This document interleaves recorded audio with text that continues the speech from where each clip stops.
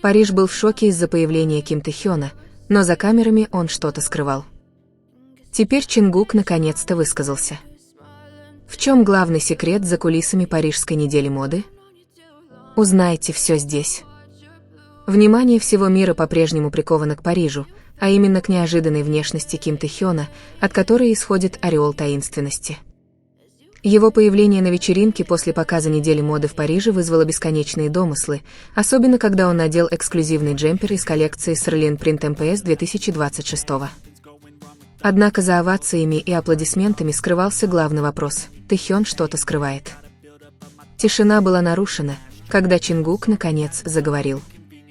В коротком интервью он не смог скрыть своего выражения лица, когда его спросили о Тэ-хёне в Париже. Серьезным тоном Чингук намекнул, что Тэ-хён намеренно скрывал что-то во время своего пребывания там. Его заявление было простым, но достаточным, чтобы заставить замолчать армии и мировые СМИ, словно каждое слово содержало подсказку к какой-то важной тайне, которую еще только предстояло раскрыть. Чингук добавил, что с самого начала, когда они летели в Париж, он знал, что Тэ-хён не такой, как все. Он упомянул, что взгляд Тэ-хёна был полон тайны, словно он нес бремя, которым не хотел ни с кем делиться. «Я знал, что он что-то скрывает», — сказал Чингук слегка напряженным тоном, создав на мгновение тишину. Это заявление сразу же породило новые предположения о том, связан ли этот секрет с миром моды или же за ним скрывается более глубокая личная история. В своем ответе Чингук не стал сразу объяснять это прямо, но дал тонкий намек. Он сказал, что секрет Тэ-хёна был не только в его одежде или внешности в Париже, но в чем-то гораздо большем, чем просто модный показ. Дело не только в Celine или том мероприятии, есть другая причина, по которой он решил приехать и вести себя так, тихо сказал Чингук. Его слова подогревали любопытство, словно за каждым шагом Тэ-хёна в Париже скрывалась какая-то скрытая история. По мере того, как Чингук говорил об этом, его лицо становилось все более эмоциональным. В его глазах, казалось, читалась смесь беспокойства и восхищения Тэ-хёном. Он признался, что пытался спросить его напрямую, но Тэ-хён лишь улыбнулся, не дав определенного ответа. Он предпочел промолчать, и это еще больше разожгло мое любопытство, сказал Чингук. Его заявление заставило многих поверить, что секрет, который скрывал Тэ-хён, был не пустяковым, а чем-то, способным изменить представление о нем всего мира. По мере того, как атмосфера накалялась, Чингук сдержался, прежде чем продолжить. Он глубоко вздохнул, затем задумался, словно подбирая нужные слова. «Я не могу рассказать тебе все, но я знаю, что причина весьма веская», — тихо сказал он. Тон его голоса заставил многих заподозрить, что этот секрет связан с чем-то очень важным для Тэ-хёна, возможно, даже с чем-то, что могло бы объяснить все его загадочное поведение в Париже. Затем Чингук дал более ясный, хотя и загадочный, намек.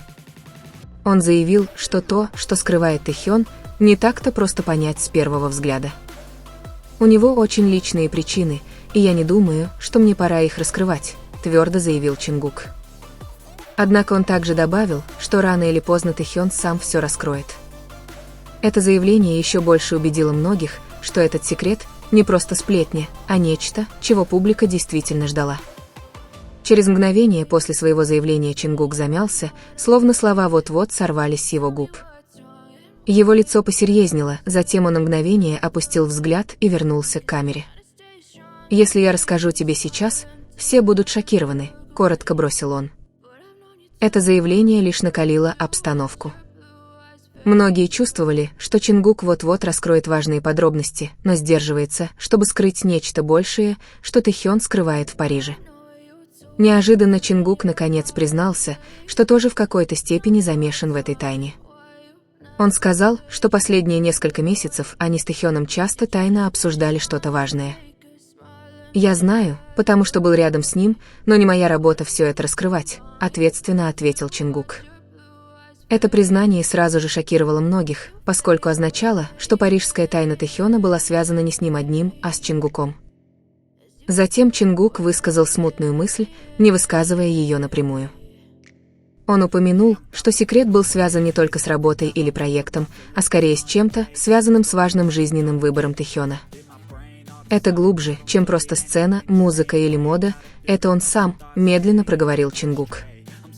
Это заявление сразу же вызвало множество толкований. От предположений о грандиозных планах Тэхёна в индустрии развлечений до чего-то более личного, чем он никогда раньше не делился.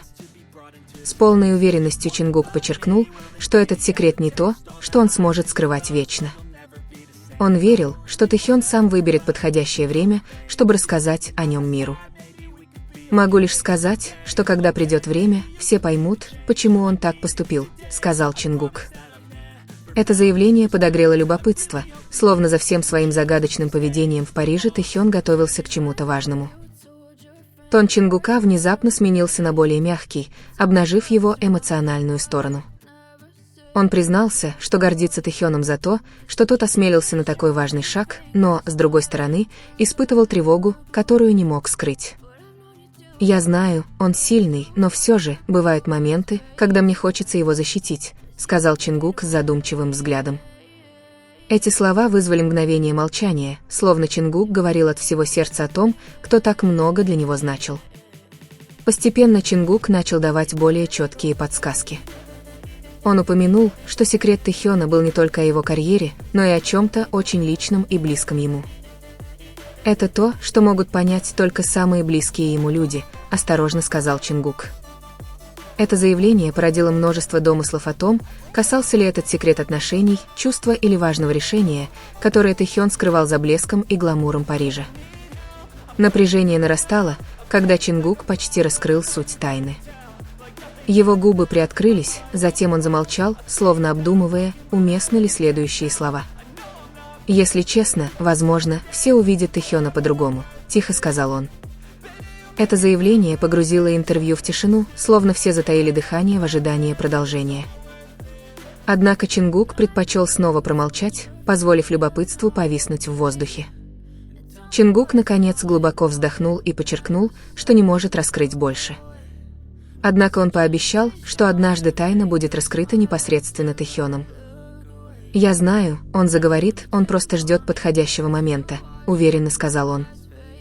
Это заявление подогрело любопытство и надежду публики на то, что Тэхён готовит большой сюрприз, и только он может раскрыть его миру. Затем Чингук добавил предложение, которое еще больше подогрело любопытство. Он сказал, что, когда тайна наконец раскроется, мир будет в полном смятении. «Поверьте, все будут шокированы, и, возможно, никто этого не ожидал», — сказал он, пронзив взглядом. Это заявление сразу убедило многих, что парижский секрет Тэхёна – не простое дело, а нечто, способное потрясти публику, как фанатов, так и международную индустрию развлечений. В заключение Чингук передал сообщение, которое прозвучало так, будто было адресовано непосредственно Тэхёну. Он посмотрел прямо в камеру и сказал: «Что бы ты ни скрывал, я верю, что это лучший выбор для тебя. Я всегда буду рядом». Эта простая фраза нашла глубокий отклик у многих, оставив впечатление, что их отношения гораздо ближе, чем казалось. Публика с нетерпением ждала, когда Тэхён наконец раскроет большой секрет, который он хранил в Париже. История Чингука, наконец-то рассказавшего о Тэхёне в Париже, открыла новую главу, полную тайн. С каждым произнесенным словом публика чувствовала, что скрывается что-то важное. Париж был не просто модным подиумом, но и свидетелем тайны, витающей в воздухе. Теперь весь мир был устремлен на Тэхёна, ожидая момента, когда он восстанет и откроет правду, которую так тщательно оберегали. И когда этот день настанет, никто не сможет отрицать, что его рев будет громче, чем ликование на неделе моды в Париже. I wake up, I feel like it's Monday. Something's going wrong with all the chemicals up in my brain. All of a sudden I don't look at anything the same way. Gotta build up of my thoughts sitting in an ashtray. I'm sorry that I'm